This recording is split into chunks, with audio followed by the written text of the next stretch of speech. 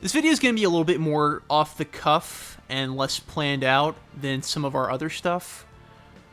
But what I'm going to discuss here is video game news. Video game news that interested me in particular. And it'll also tie into some of my insights of this game.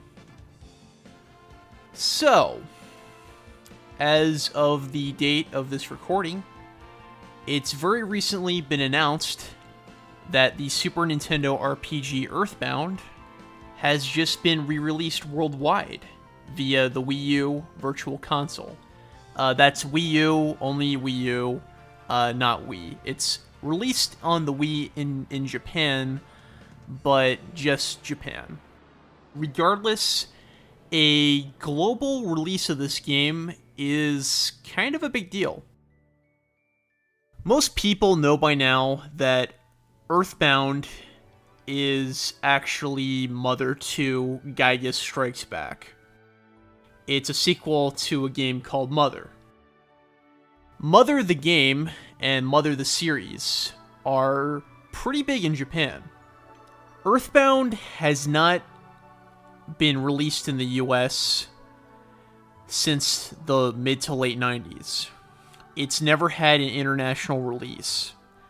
To my knowledge, it's never had a European release. The reason for this is that the US release has since been written off as a commercial failure. The press for the game sucked tremendously. Nintendo of America pissed away millions on this really shitty marketing campaign that featured these really disgusting smelling scratch and sniff cards and posters with the adorable slogan of "This game stinks." The game was expensive to manufacture because the cartridge for the game was packaged with a player's guide, which made the box bigger than your average Super Nintendo game.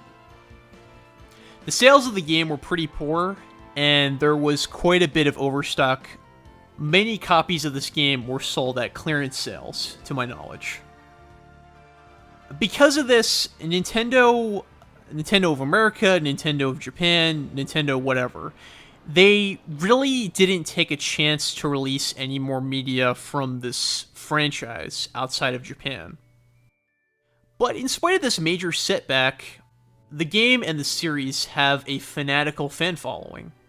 For years, there have been petitions to get Nintendo of America to release the games we're not getting and to have re-releases of these games.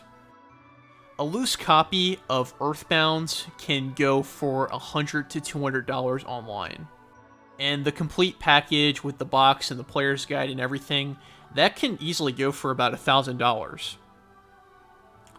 And it's not like the game is really that rare or anything. It's a good investment if you're going to get it and spend money for it.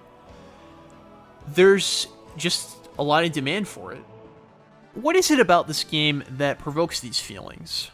I'm not a super duper big fan of the series, and this game and this series in general is very story driven. So I'm going to try to share my thoughts without getting too spoiler heavy. Earthbound's plot in a nutshell is that you play as a boy named Ness, who has psychic powers. He meets some other kids with psychic powers, and they go fight an alien. The first game in the series has a very similar premise and scenario to this one, and the combat is very reminiscent of your stereotypical late 80s, early 90s Japanese RPG. The problem with the first game, as my friends Matt and Michelle have put it, is that it's a huge grind. It has neat characters and neat humor and a neat scenario. It looks really good for its time. It's just the encounter rate is random, high, unbalanced. You have to spend hours to grind to be prepared for anything. It's just it's an unbalanced mess. Earthbound has 3 mechanics that make a huge difference. First off, the way the health meter works in this game, it's not like your traditional health meter, or health bar or life bar, your health value is displayed on an odometer. And when you take hits, it very gradually scrolls down. In most Japanese RPGs, if you get a hit, you just, the value goes down. Like, you have 15 HP, you take 7 damage, your HP drops to 8, regardless. It doesn't matter. But in Earthbound, if you defeat the enemy before your attack goes down, you can, but before your life bar goes down, pardon me, you can actually save yourself from dying. Aside from that, there are no random encounters. Well, not really.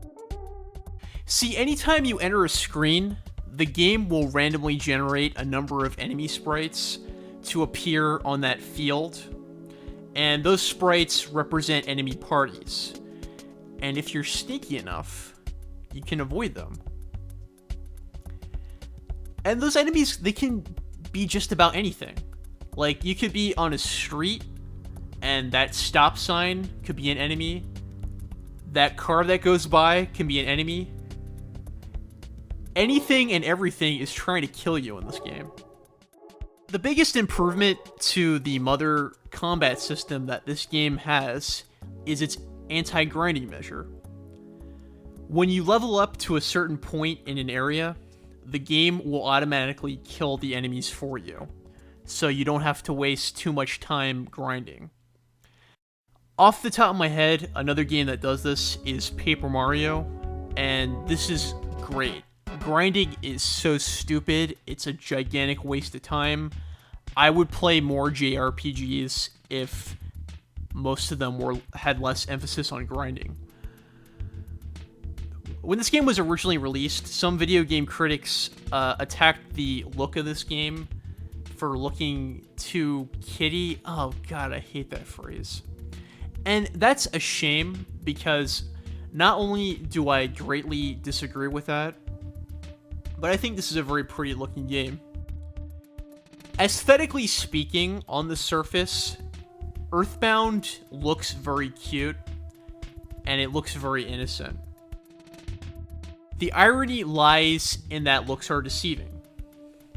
Earthbound doesn't become like a snuff film, or a snuff game or something like that, but there are a few grim moments and some just very gritty situations that throw the player for a loop. They come at you like a sucker punch.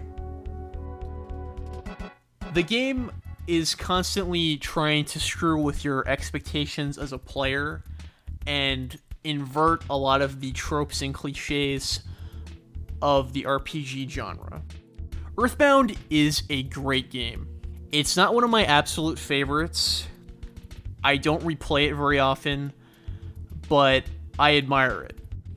It's rightfully earned its place as a classic of the medium. If you're into the genre, or if anything I mentioned sounds appealing to you, I recommend giving this game a shot. The $10 that you're being asked to throw down is a huge steal. I'm really happy for the fanbase that they're finally gonna get a chance to get a copy of this game without breaking the bank. So, those are just my off-the-cuff things that I have to say about the subject. We'll see you next time when we review Sin and Punishment and Sonic Generations.